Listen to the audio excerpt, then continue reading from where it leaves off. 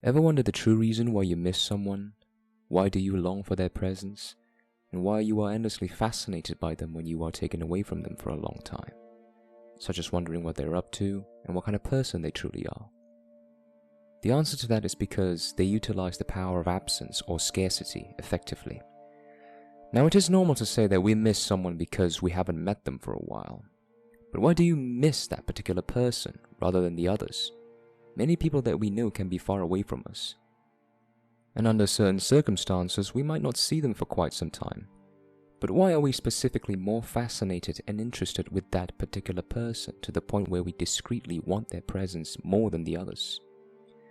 Well, in this video, we're going to discuss the reasons why absence is powerful, why it creates attraction, fascination, and desire, and also how you could use it to your own advantage in life.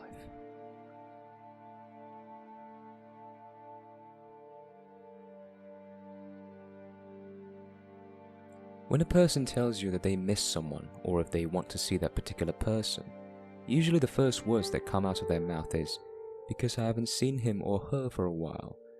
But then if you think about it, why is it him or her that that person longs for? Why not other people that they also haven't seen for a while? Well, the obvious answer is because that particular person is absent for most of the time in his or her lives.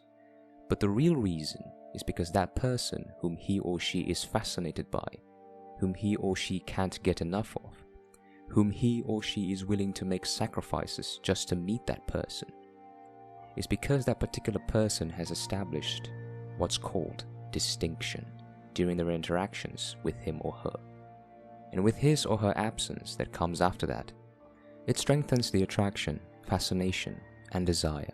What it basically means is that when a person establishes his or her presence with distinction, or in a more simple terms, distinguishable differences during interactions with other people, it sets up a sense of polarizing appeal, uniqueness, fascination, compulsiveness, and novelty. Basically the circumstances that make people think harder, feel uncommon, and react unusually. For example, say you are at a gathering dinner with your mates from high school whom you haven't met for a decade, and all of you are wearing either casual outfits and some touch of smart casual outfits. And then suddenly one of the people who is invited to the dinner turns up and wear a freshly tailored three-piece suit. Now let me ask you gentlemen, in that particular circumstance, who is more distinguishable?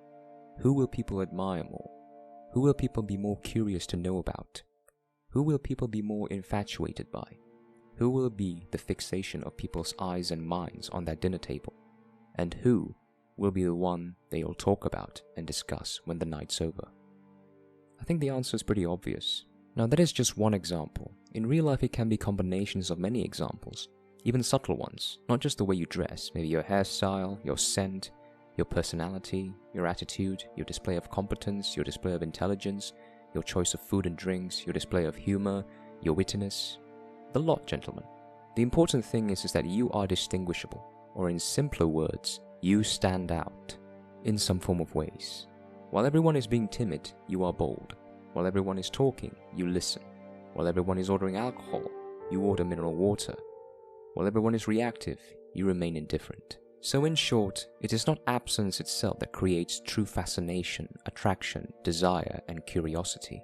It is how you invigorate people's five senses that eventually implant those thoughts and emotions into them, and they are escalated or magnified through your absence or scarcity. But desire and emotions are the strongest forces of all. People may forget what you look like, people may forget what you sound like, but they will never forget how you make them feel. Absence is just the medium or the tool, while distinction is the message. Robert Greene, the author of the book The 48 Laws of Power, described this beautifully. Use absence to increase respect and honor. Too much circulation makes the price go down. The more you are seen and heard from, the more common you appear.